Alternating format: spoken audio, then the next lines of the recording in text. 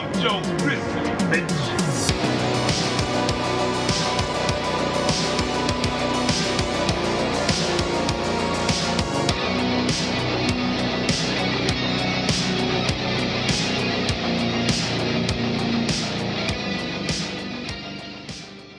What up, Militia? I'm Joe Grizzly, and when I'm not trying to figure out why there's some weird-ass lady dressed in black sitting in my front yard, I'm at the Grizzly Cave, watching movies, reading comics, listening to metal, and of course, crushing beers.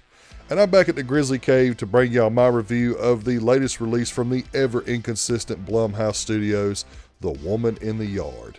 Now, this movie is very controversial and it is very divisive, and it has split the horror community right down the middle. I feel like that we say that often around here, but this time it's pretty damn true. There is a lot of controversy and a lot of feelings regarding this film. And I have my own thoughts about this movie, obviously. That's why you're watching this review. So, does this movie embody everything that's wrong with Blumhouse, or does it surpass that and actually go into the realm where Blumhouse gives us something pretty damn good? Let's find out. This is Grizzly Grade Reviews.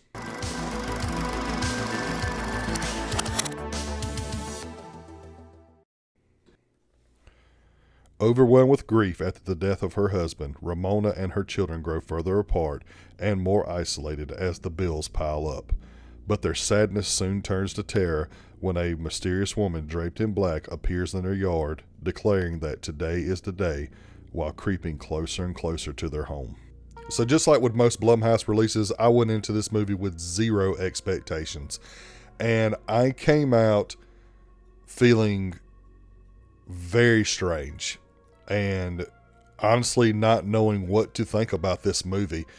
I said in my initial reaction that this wasn't a bad film, and it was definitely not on the level of a movie like Imaginary or Night Swim or AI, any of those shitty movies that they brought out last year. But I did not know how to feel about it because of the subject matter that it tackles. This movie is very grim. It's very dark, and it's not going to be for everybody. And as I stewed on it for a couple of days and I was trying to figure out how I was going to approach this review, I started seeing a couple of other people offering their commentary on it, and I felt pretty justified in the way I felt from both sides, because I am pretty down the middle on this movie.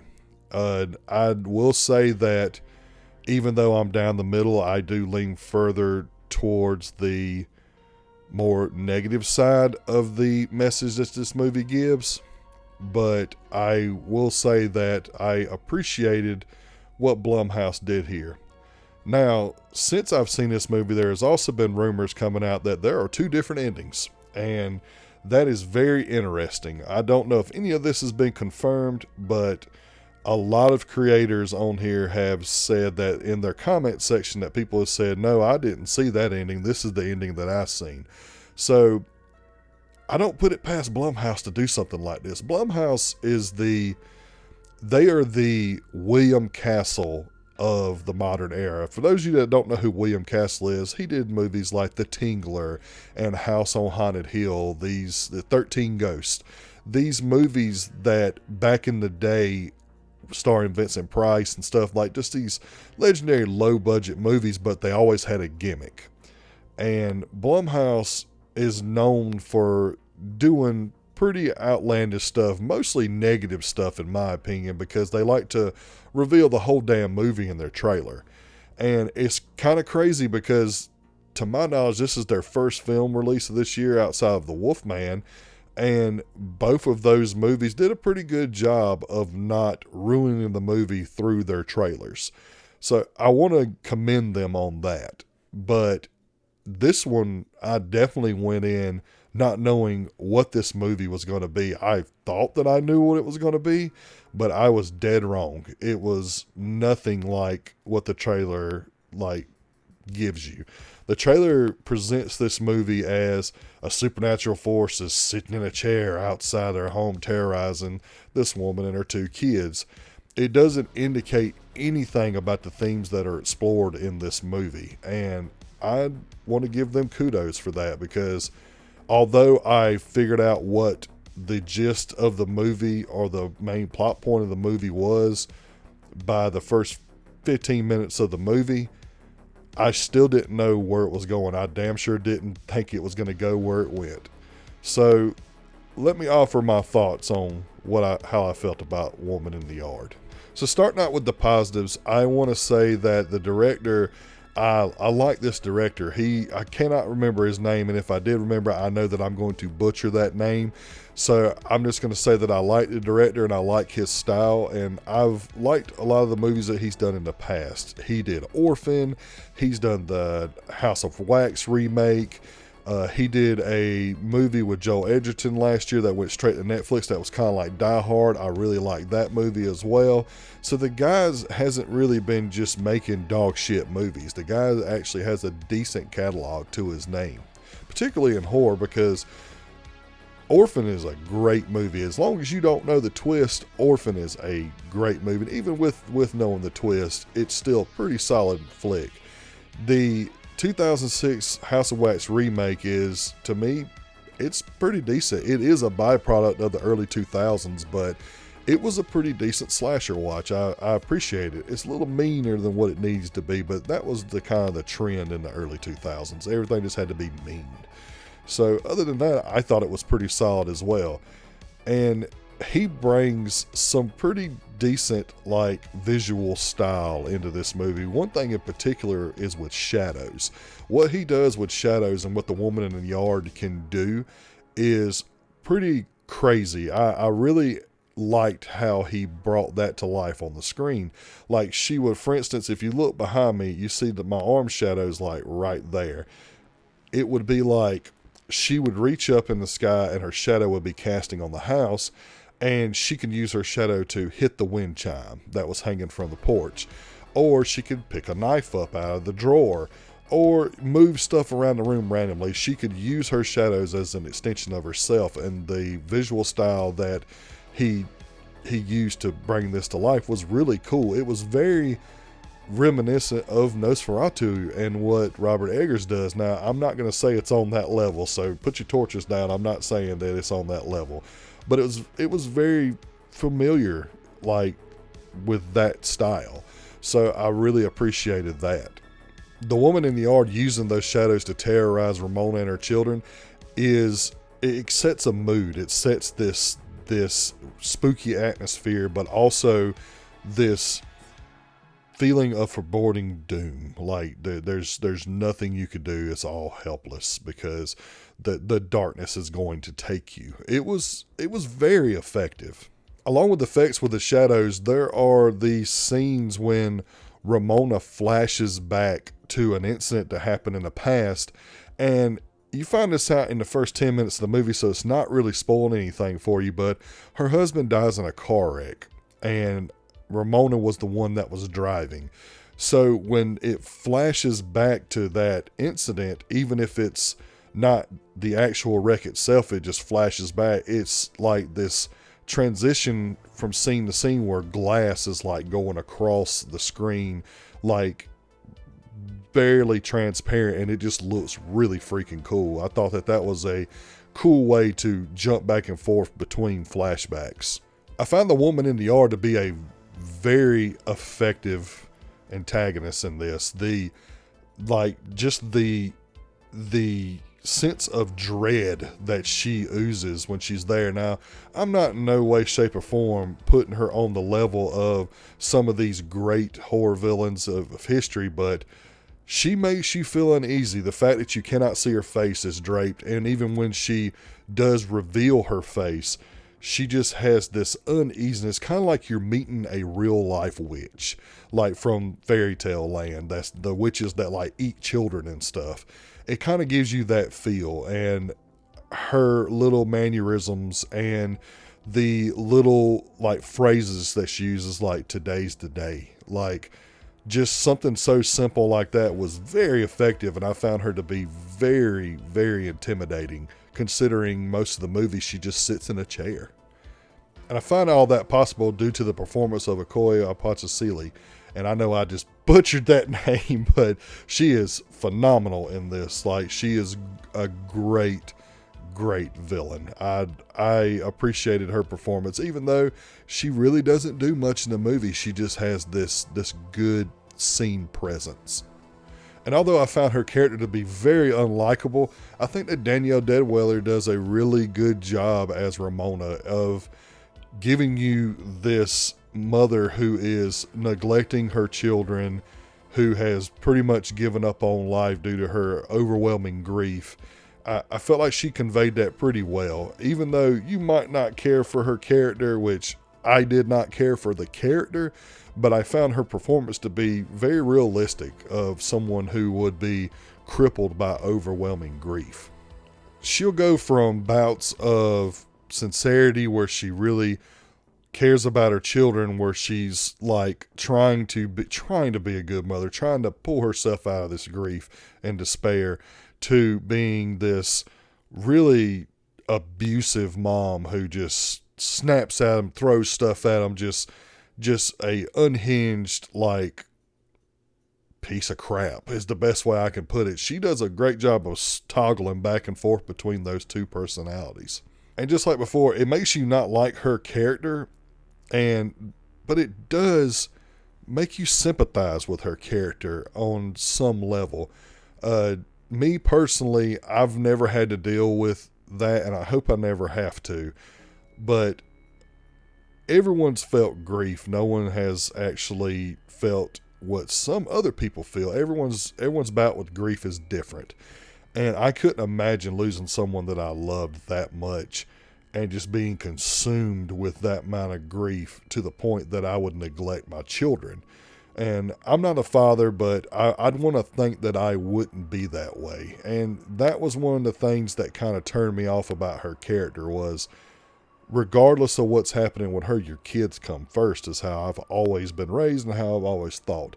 So that did put a damper on things as far as me liking her character. But nevertheless, I can 100% give her kudos on how well of a performance she gave as that character. Now, moving on to the mix, this isn't going to be a fully fleshed out like segment here because I can't spoil anything. I am going to have a spoiler section at the end, and I'll let you know when that happens.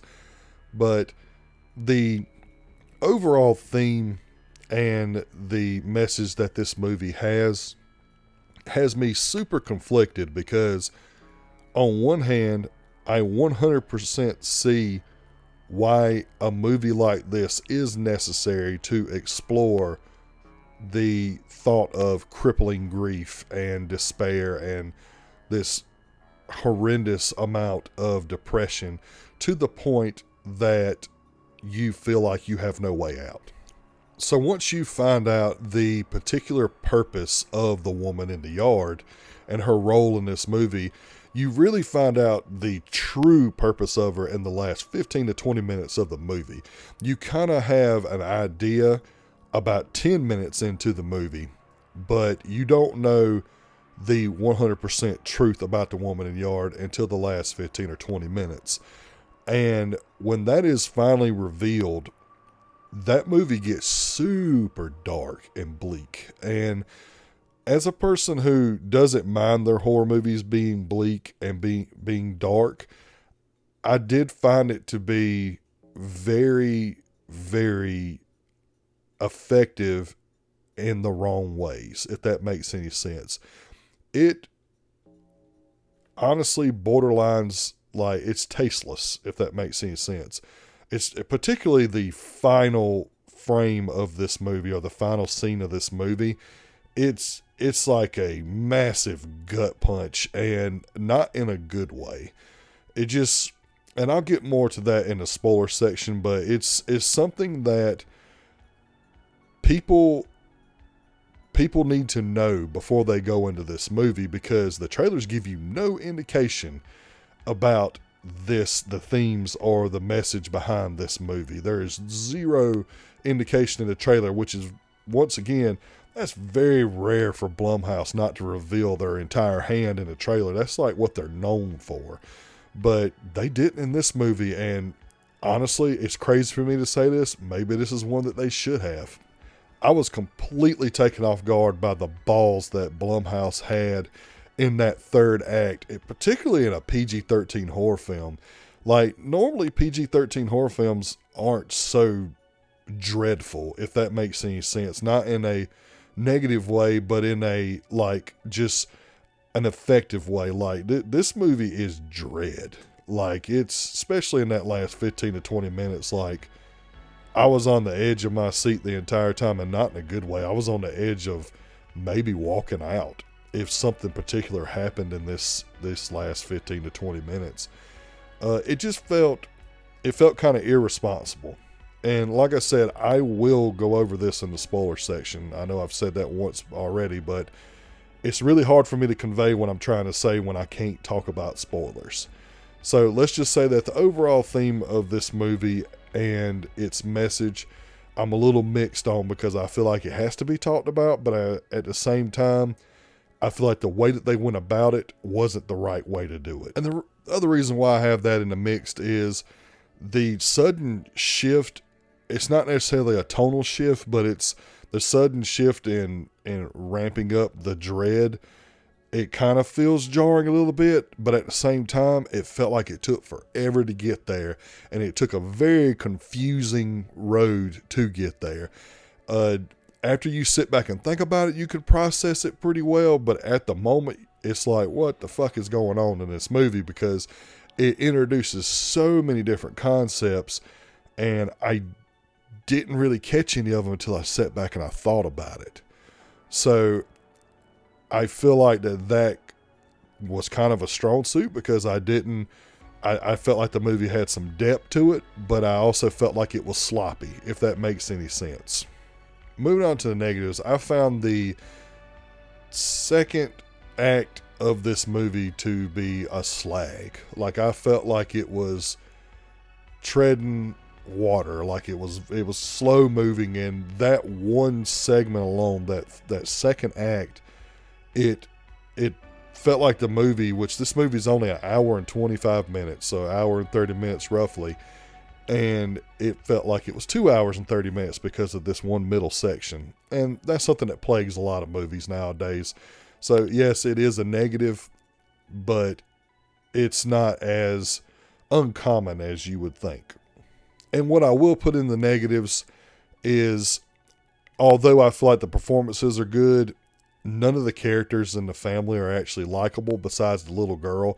Ramona is not a likable character whatsoever. Even though the actor's performance was incredible, I did not find her a likable character at all. And I found the eldest child, the son, I didn't find him to be likable either, because he was the rebellious kid, but in the wrong ways, if that makes any sense.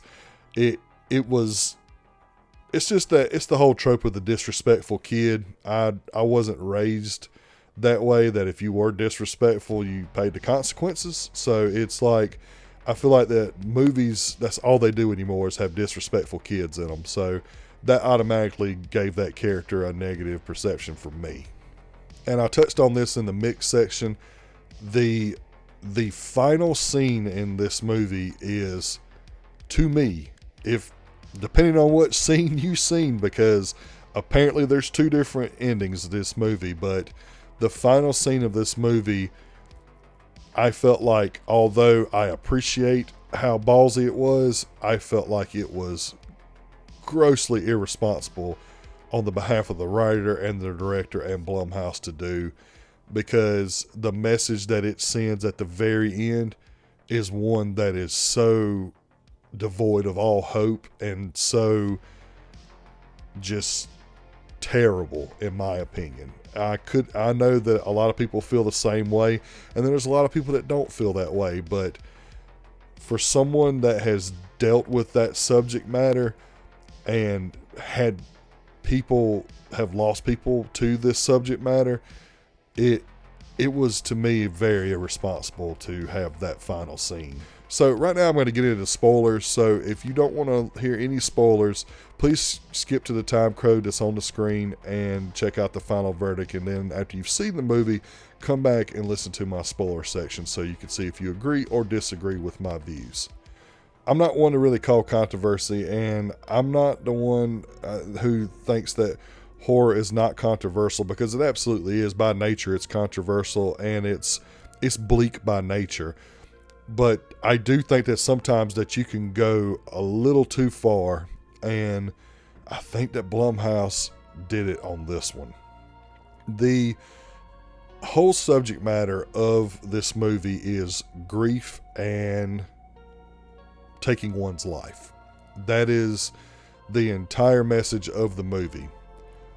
And I wasn't against that message at all until it got to a certain point in the movie, and that was the final act, the last 15 to 20 minutes of the movie. So you find out in the first 15 minutes of the movie that the woman in the yard is a manifestation of Ramona's grief and despair. And then as the movie goes on, you start to see certain things, and by the last 15 to 20 minutes of the movie, it is revealed that the woman in the yard is Ramona. She is the woman in the yard. And throughout the movie, you get little subtle hints, but it really hits home in that last 15 to 20 minutes. And there's a scene where Ramona's upstairs by herself, and she confronts the woman in the yard, or the woman in the yard confronts her. And the woman in the yard says, every day you get up and you pray. And what do you pray for? And they're referring to a scene in the beginning when she got up and she prayed for strength. And you, as the audience member, think that she's praying for strength to get through the day.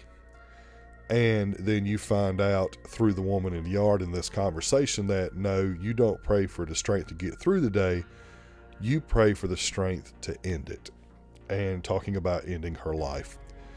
And that was not this huge revelation. I didn't think it was going to go dead on in that direction, but it did. And I was like, damn, that's pretty damn heavy. And it just got heavier from there. And she is pretty much having this conversation with the woman in the yard and essentially asking her for permission to end her life. And it starts out with, well, I can't leave my kids. I can't leave them alone. And the woman in the yard takes like a lighter and lights all of these like pictures of her kids.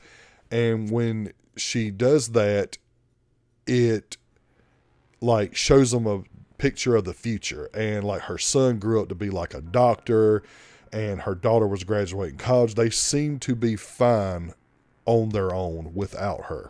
So that essentially put that whole thing to rest, where my kids need me, because the woman in the yard's like, they do fine without you. In fact, they do better without you. And that's where it started for me, where they convey this message that everyone that you care about would be better off if you were dead. So just go ahead and do it.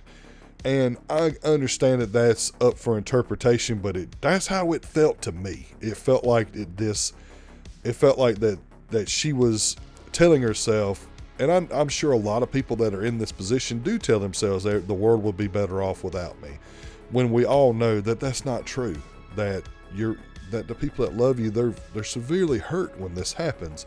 And I'm not someone who shames people who does that. But it is an act that affects everybody in your life, and not in a good way, in a horrendous way. And I felt like that's where it started. So once the woman in the yard gives her this clarification that, yeah, she can go ahead and do it, everything's going to be fine, everything's going to be better without you, she sends her kids away to the neighbors 2 miles down the road. The little girl and the son does not want her to stay. She's like, no, I got something I got to take care of. Y'all go where it's safe. And the little girl gives her like this stuffed animal and was like, here, mama, take this. And that was really, really gut wrenching when that happened. And she proceeds to go in this barn and take this rifle. and there's a scene where the woman in the yard is helping her position this rifle under her chin in order to go ahead and commit the act. And I didn't realize this at the time until I thought back, but there is a scene in the middle part of the movie where the woman in the yard is attacking the family up in the attic in the dark, and every time the light flashes you see the woman in the dark, and after it flashes so many times you see the woman in the dark with this massive wound on the side of her face, and that was the side that the gun was pointed to. So that was absolutely mind-boggling when I had that realization, and just hits further home that the woman in the yard is Ramona. So she positions the gun for her, and it's kind of like is draped over her, holding like with her hands wrapped around her and helping her do this. And then she fades into Ramona, like via the shadows, like it shows their shadows, and she fades into her. And there's this really long shot where it's focused on Ramona with this gun under her chin, and she's got this maniacal smile of like relief on her face, and she looks down at this stuffed animal that her daughter gave her, and then the scene cuts to her coming out of the barn. Her children come over and embrace her, and the lights come on in the house, and they all walk in the house all hunky-dory, that she chose her kids. She did not choose to give up.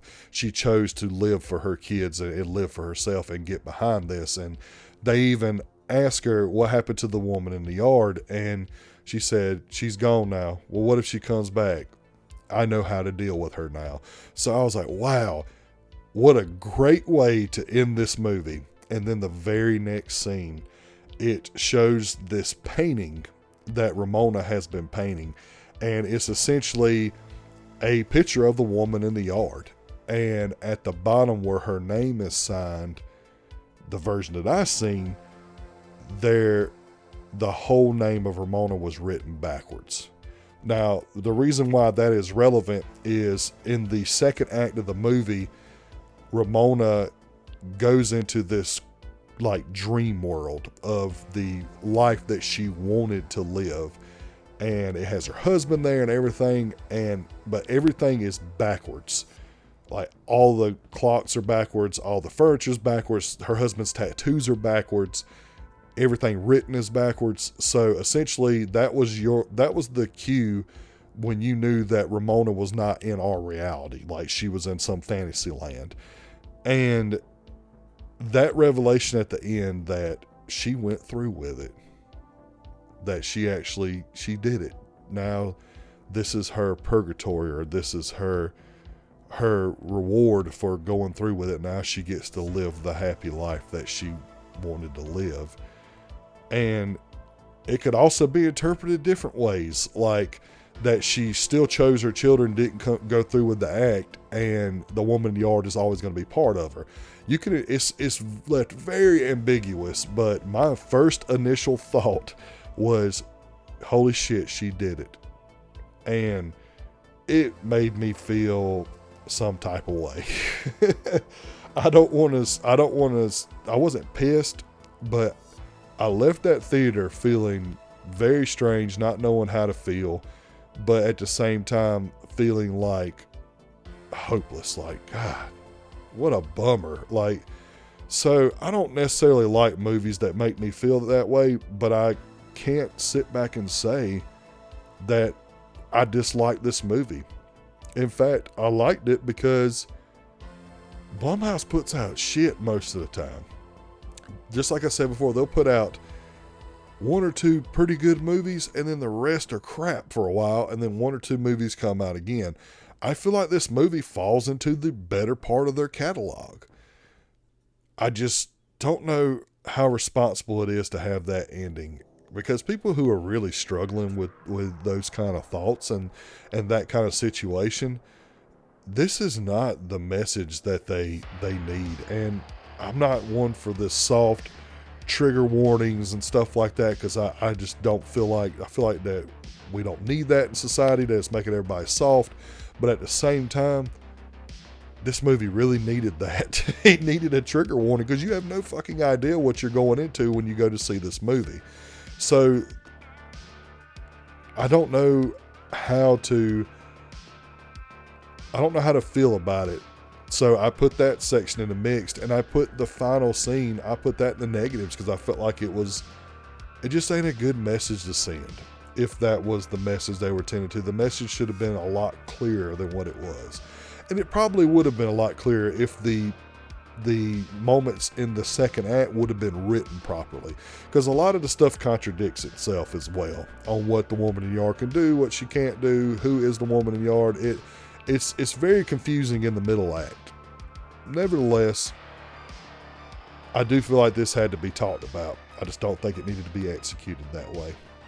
So with Blumhouse having a bad track record as of late, The Woman in the Yard is actually on the better end of their catalog. I found this movie to be very interesting and very, the controversy is real. It should be there because this is a very controversial and divisive movie. But I found the movie to have a lot of thought put into it, and I found the movie to be well above average than what they normally give us. Is it on the same level as The Black Phone? Is it on the same level as Speak No Evil? No, it's not on that level. But it's damn sure better than Night Swim, Imaginary, Afraid, even The Wolfman. I found it to be better than that. So it's somewhere between The Wolfman and like the best that they have to offer, like Black Phone and stuff like that. And to me, it's a decent movie. I'm not going to tell you I enjoyed it, but I do think it's a good movie. So if you can handle all of that stuff, if you can go into this movie and understand that there's going to be subject matter that's going to be triggering to people, I think that you'll come out feeling the same way that I did. Not really liking some parts, but liking the final product, or the overall product, I should say. So with all that being said, The Woman in the Yard gets a 3.5 out of 5. Go see it for yourself. Just remember, tread lightly. It could be something that could be triggering to you. So I want to hear your thoughts. If you've seen this movie already, leave me your comments below and let me know what you thought. And make sure you put a spoiler warning in there, but let me know what ending you've seen, because allegedly there's 2 endings to this movie, which is very interesting to me. So let me know that down in the comments below. Well, that's it for another episode. Thank you all so much for your continued support and patience. Without y'all, this channel isn't possible. So if you like this video, please like it. If you like it enough, please head over to the channel and subscribe today. And if you don't mind, please follow me on all social media platforms so you can get movie news, channel updates, and all forms of badassery. I plan on bringing out a review of Death of a Unicorn later on this week. I was going to include it in this review too, but Woman in the Yard turned out to be a bigger talking point than we ever thought it was going to be. So I wanted to give it its own video. So stay tuned for that. Next week, we got a couple of releases, one being Hell of a Summer, the slasher comedy that's supposed to be coming out, starring Finn Wolfhard. I believe Finn Wolfhard's in it. So stay tuned for that.